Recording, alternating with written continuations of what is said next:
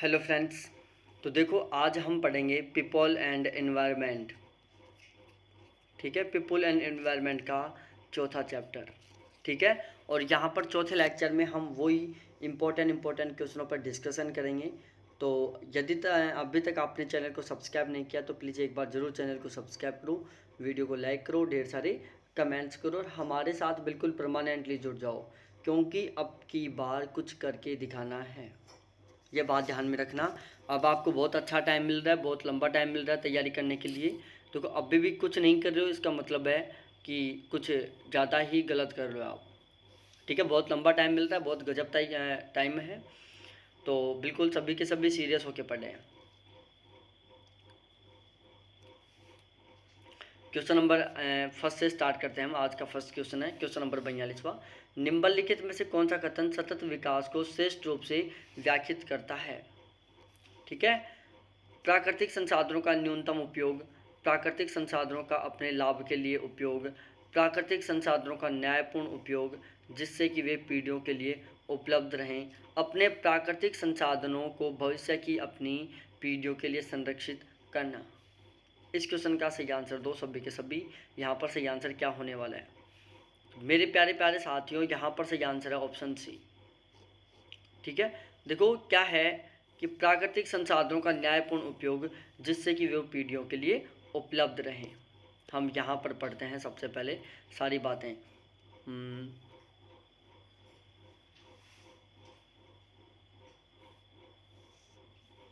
अंतर्राष्ट्रीय समुदाय ने संयुक्त राष्ट्र के माध्यम से 17 सतत विकास लक्ष्यों की ऐतिहासिक योजना शुरू की, जिसका उद्देश्य 2030 तक अधिक संपन्न, अधिक समतावादी और अधिक संरक्षित विश्व की रचना करना था।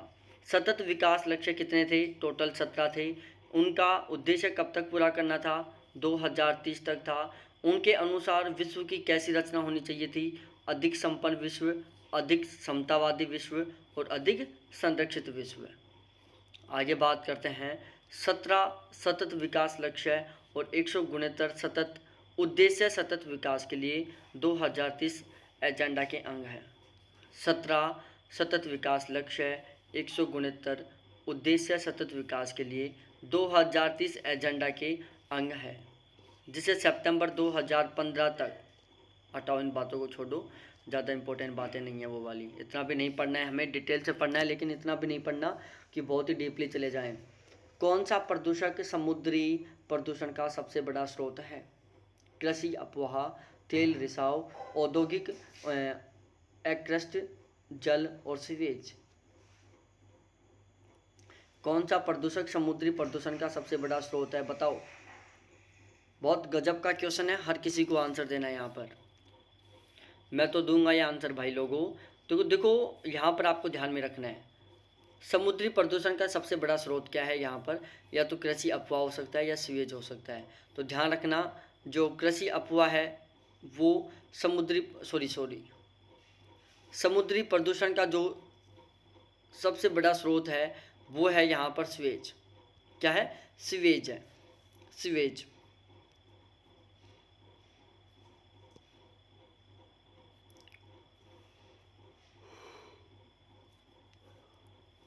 देखो समुद्री जो प्रदूषण होता है उसमें किन किन का योगदान होता है?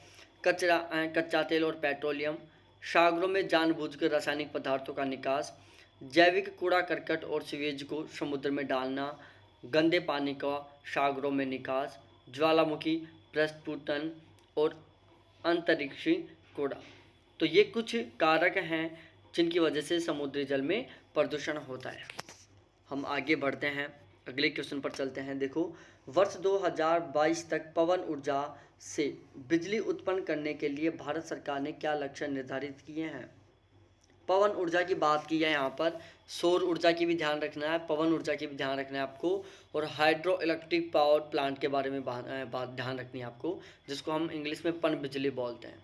ठीक है, तो यहाँ पर पवन भी आ सकता है, यहाँ पर पन बिजली भी आ सकता है, यहाँ पर सौर द्वारा भी आ सकता है। ठीक है, तो तीनों के डाटा याद करने आपको, और यहाँ पर भाई कुल शब्द भी आ सकता है। ठीक है जी, तो मैं बताता हूँ आपको बहुत ही गजब तरीके से। यहाँ पर देखो, पूरी डिटेल से पढ़ेंगे। भारत सरकार ने वर्ष 2022 तक पवन ऊर्जा से बिजली उत्पन्न करने के लिए 60 गीगावाट का लक्ष्य निर्धारित किया। भारत सरकार वर्ष 2022 तक 175 गीगावाट की अक्षय ऊर्जा क्षमता हासिल करने की महत्वाकांक्षी लक्ष्य निर्धारित किया। भारत सरकार ने 2022 तक कितना गीगावाट 175 गीगावाट अक्षय ऊर्जा क्षमता हासिल करने का लक्ष्य रखा, जिसमें 100 गीगावाट सौर ऊर्जा द्वारा, पवन ऊर्जा द्वारा 60 गीगावाट और जैव ऊर्जा द्वारा 10 गीगावाट और छोटी जल या पन विद्युत परियोजना द्वारा 5 गीगावाट। तो इनको टोटल 4 भागों में डिवाइड किया गया। सौर ऊर्जा द्वारा 100 गीगावाट, पवन ऊर्जा द्वारा 60 गीगावाट, जैव ऊर्जा द्वारा 10 गीगावाट और छोटी जल विद्युत परियोजनाओं द्वारा 5 गीगावाट। तो ये चारों के चारों डेटा याद करने हैं आपको। ये वाला डाटा याद करना है, ये वाला डाटा याद करना है। हम आगे बढ़ते हैं थोड़ा सा।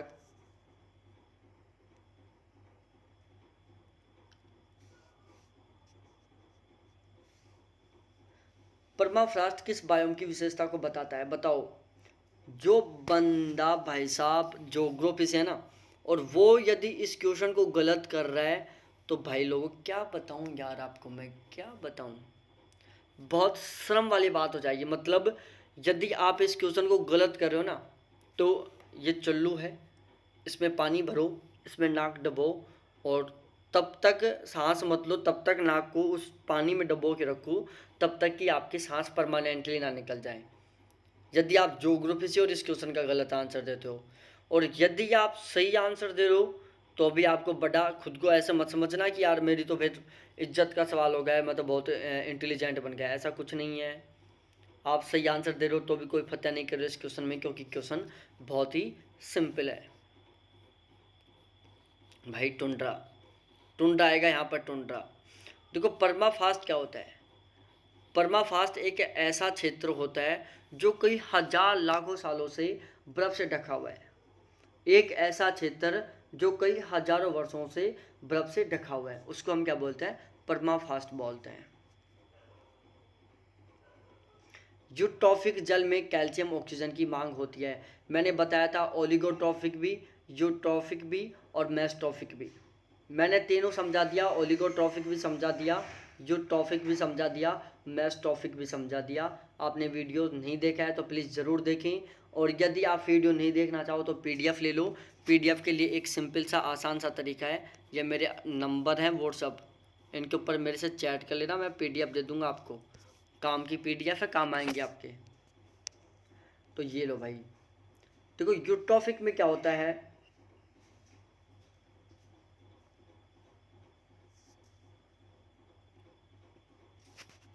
यूट्रॉफिक जल में केमिकल ऑक्सीजन की मांग उच्च होती है, जिसको हम क्या बोलते हैं? Biological of oxygen demand. Biological oxygen demand बोलते हैं जिसको हम बीओडी। एक होता है केमिकल ऑक्सीजन डिमांड, ठीक है, सीओडी। तो जो यूट्रॉफिक होता है उस जल में केमिकल ऑक्सीजन की मांग उच्च होती है। यूट्रॉफिक जल का अर्थ सुपोषण जल से है।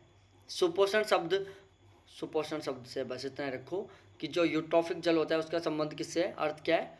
सुपोषणी जल है।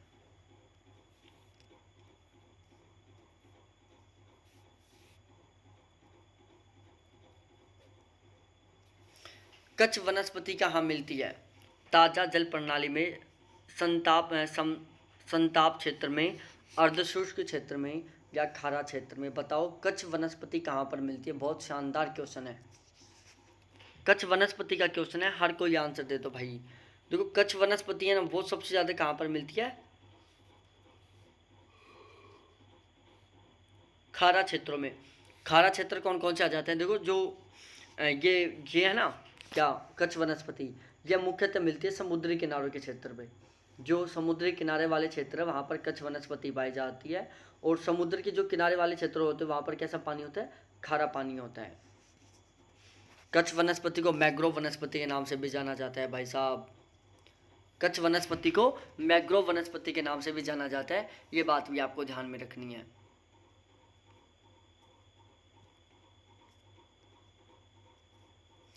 निम्नलिखित में से किस प्रदूषक को भारत में वायु गुणवत्ता सूचकांक में शामिल किया गया है? बताओ बताओ, यहाँ पर सही आंसर क्या होगा? बहुत गजब का क्वेश्चन है, हर किसी को सही आंसर देना है। यहाँ पर भी बहुत ही शानदार क्वेश्चन है, बता दो भाई सही आंसर। तो देखो मैं बता देता हूँ, जो किस प्रदूषक को भारत में वायु गुणवत्ता सूचकांक में शामिल किया गया है, तो भाई वो है सल्फर डाइऑक्साइड। ठीक है, हम थोड़ा पढ़ लेते हैं। भारत में राष्ट्रीय वायु गुणवत्ता सूचकांक नेशनल एयर क्वालिटी इंडेक्स के अंतर्गत 8 वायु प्रदूषकों को शामिल किया गया है, जिसमें शामिल हैं 8 के नाम बता देता हूँ मैं। एक है PM 2.5, PM 10, sulphur dioxide, ozone, carbon monoxide, ammonia, nitrogen dioxide और पारा को PB सीसा, पारा नहीं सीसा होगा यहाँ पर। पारा को तो शायद LD बोलते हैं, पारा LD होता है। ठीक है, तो ये थे 8 प्रदूषक हैं ये। ठीक है, ये कितने प्रदूषक हैं? टोटल 8 प्रदूषक हैं जो राष्ट्रीय वायु गुणवत्ता सूचकांक में शामिल हैं।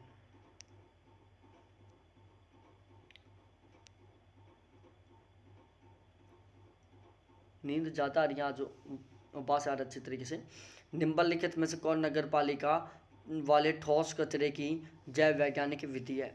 भूभरण है, चूर्णन है, और कंपोस्ट तैयार करना है, और श्रेडिंग है। बताओ यहाँ पर सही आंसर दो। निम्नलिखित में से कौन नगर पालिका वाले ठोस कचरे की जैव वैज्ञानिक विधि है? तो भाई लोगों यहाँ पर सही आंसर है कंपोस्ट तैयार करना। क्या है? कंपोस्ट तैयार करना।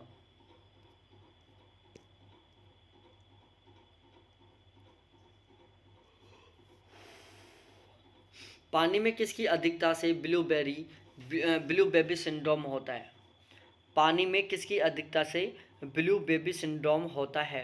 कैल्शियम, मैग्नीशियम, नाइट्रेट और कृमिनाशक, पेस्टिसाइड।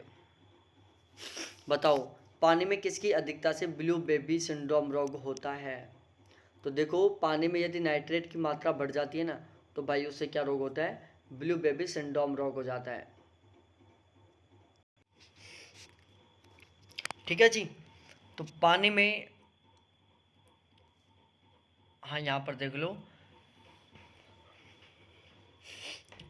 पानी में नाइट्रेट की अधिकता के कारण ब्लू बेबी सिंड्रोम रोग होता है। नाइट्रेट से प्रदूषित जल शरीर में पहुंचकर रक्त में हीमोग्लोबिन को मेथोहीमोग्लोबिन बना देता है। ठीक है, ये ध्यान रखना। जब कार्बन मोनोऑक्साइड होता है वो देखो ध्यान रखना, जो कार्बन मोनोऑक्साइड होता है उसका क्या प्रोसेस होता है? कार्बन मोनोऑक्साइड होती है, उसकी जो हीमोग्लोबिन में जो घुलने की कैपेसिटी है वो ऑक्सीजन की तुलना में अधिक होती है। तो कार्बन मोनोऑक्साइड, जिसको हम CO बोलते हैं, कार्बन मोनोऑक्साइड क्या करता है? रक्त में उपस्थित हीमोग्लोबिन के साथ घुलता है और वो एक अलग से लवण बनाता है जिसका नाम होता है कार्बोहीमोक्सोग्लोबिन। ठीक है, तो कार्बन मोनोऑक्साइड और हीमोग्लोबिन दोनों मिलकर क्या बना रहे हैं? कार्बोहीमोक्सोग्लोबिन बना रहे हैं। बिल्कुल उसी तरीके से यहाँ पर चल रहा है, यहाँ पर भी ऐसे ही चल रहा है। 2 तत्व मिलकर एक नए तत्व का निर्माण कर रहे हैं।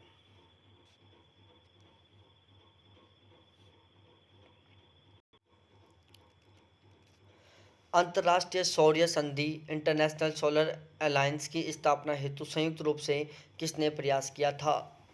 USA, भारत, फ्रांस और भारत, स्वीडन और भारत, चीन और भारत। बताओ इंटरनेशनल सोलर अलायंस के लिए की स्थापना हेतु संयुक्त रूप से किसने प्रयास किया था? इस क्वेश्चन का सही आंसर दो सभी के सभी। बहुत गजब का क्वेश्चन है। America Bharat, France Bharat, Sweden Bharat और चौथा ऑप्शन है चीन और भारत। देखो ध्यान रखना, यहाँ पर भी बहुत गजब की बात है। जो इंटरनेशनल सोलर अलायंस है, जिसको हम ISA बोलते हैं, इसकी स्थापना हेतु संयुक्त रूप से फ्रांस और भारत ने प्रयास किया था। किसने? फ्रांस और भारत ने संयुक्त रूप से प्रयास किया था। और इसके अलावा अंतर्राष्ट्रीय सौर गठबंधन की शुरुआत भारत और फ्रांस ने 30 नवंबर 2015 को पेरिस जलवायु सम्मेलन के दौरान की थी। तो यहाँ से अब की बार एक नया क्वेश्चन बन सकता है कि अंतर्राष्ट्रीय सौर संगठन की शुरुआत कौन से सम्मेलन के साथ हुई थी? पेरिस जलवायु सम्मेलन के साथ हुई थी। कब हुई थी? 2015 में हुई थी। देखो, जो ये मैं क्वेश्चन पढ़ा रहा हूँ ये ओल्ड क्वेश्चन है जो पहले पेपर्स में आ चुके हैं। ISA करक और मकर रेखाओं के मध्य आंशिक एवं पूर्ण रूप से अवस्थित 121 सौर संसाधन संपन्न देशों का एक अंतर्राष्ट्रीय अंतर सरकारी संगठन है। जो ISA है वो क्या है? करक और मकर रेखाओं के मध्य आंशिक और पूर्ण रूप से अवस्थित 121 सौर संसाधन संपन्न देशों का एक अंतर्राष्ट्रीय सरकारी संगठन है। और इसका मुख्यालय कहाँ पर है? तो ISA का मुख्यालय कहाँ पर है भाई साहब? गुड़गांव, हरियाणा में।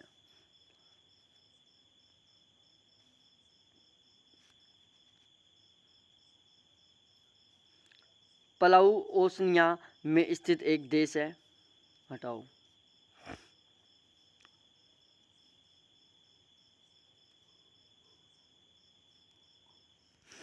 जलवायु परिवर्तन के संबंध में राष्ट्रीय कार्य योजना के अंतर्गत निम्नलिखित में से कौन मिशन है? हिमालय पारिस्थितिकी तंत्र को संपोषण करना, सतत वन प्रबंधन और जलवायु परिवर्तन हेतु रणनीतिक जानकारी।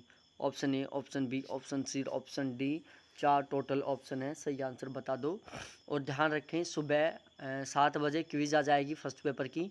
7 क्वेश्चनों की क्विज रहेगी, 5 मिनट का वीडियो रहेगा, उसको देखना। और उसी टाइम ज्योग्राफी की क्विज आ जाएगी तो उसको भी देखना। अब मेरी फर्स्ट पेपर की ज्योग्राफी की क्विज आया करेंगे रेगुलर। जो ज्योग्राफी फर्स्ट पेपर की क्विज है वो मॉर्निंग में 7 बजे अपलोड हो चुकी होगी। ठीक है, तो 7 क्वेश्चनों की क्विज रहेंगी तो उनको अच्छी तरीके से देखना। वहाँ से क्वेश्चन बनने के पूरे चांस रहेंगे। ज़्यादा लंबी रहती नहीं है, मात्र 5 मिनट का टाइम लगेगा, तो हर क्विज को देखने की कोशिश करें। तो देखो यहाँ पर सही आंसर क्या होगा? यहाँ पर सही आंसर होगा हिमालय पारिस्थितिकी तंत्र का संपोषण करना, जलवायु परिवर्तन हेतु रणनीतिक जानकारी।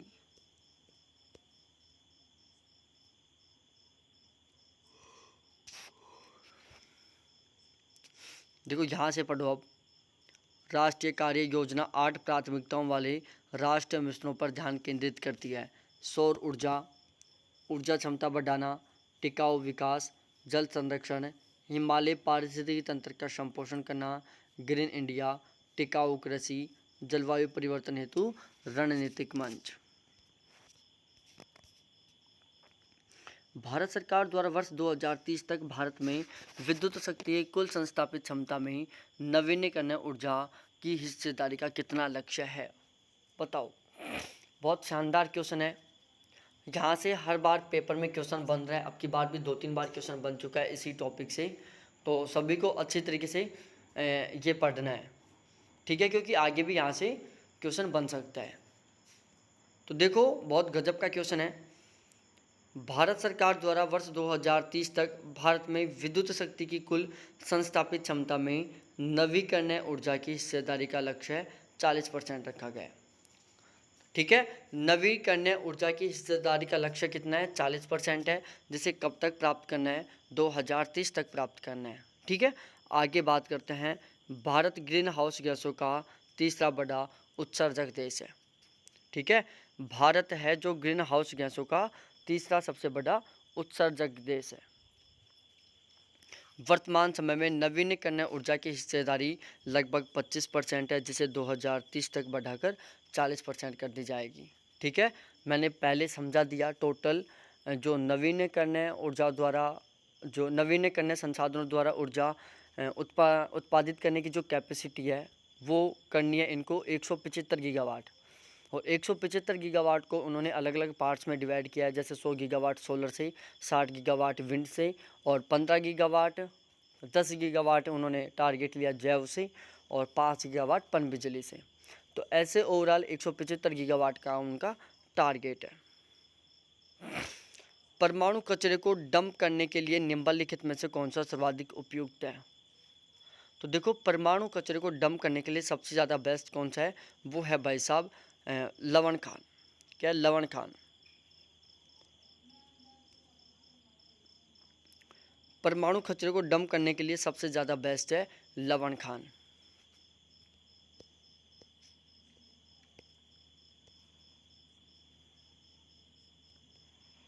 निम्नलिखित में से पेरिस समझौते की विशेषता बतानी है आपको।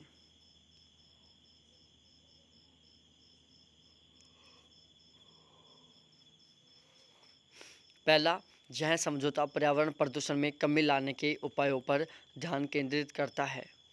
बी, यह समझौता साम्य और उभयनिष्ठ के सिद्धांतों की पहचान करता है पर उनका दायित्व भिन्न भिन्न होता है। सी, पेरिस समझौता संबंधित है 2020 के जलवायु हस्तक्षेप से।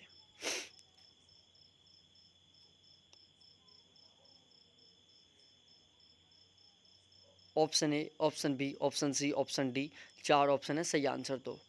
तो देखो यहाँ पर मैं बता देता हूँ, यहाँ पर ऑप्शन सी बिल्कुल सही है कि दूसरी और तीसरी बात, ठीक है। पेरिस समझौते के संबंध में बी और सी सही है। बी है कि यह समझौता साम्य और उभयनिष्ठ के सिद्धांतों की पहचान करता है पर उनका दायित्व भिन्न भिन्न होता है। पेरिस समझौता संबंधित है 2020 के जलवायु हस्तक्षेप से। और आज का लास्ट क्वेश्चन है, learning the treasure with in UNESCO report 1996 में निम्नलिखित में से कौन से अधिगम स्तंभों का उल्लेख है। पहला, ज्ञान के लिए सीखना, होने के लिए सीखना, अधिगम के लिए सीखना, समझ के लिए सीखना, साथ साथ रहने के लिए सीखना। तो ध्यान रखना, जो लर्निंग ट्रेजर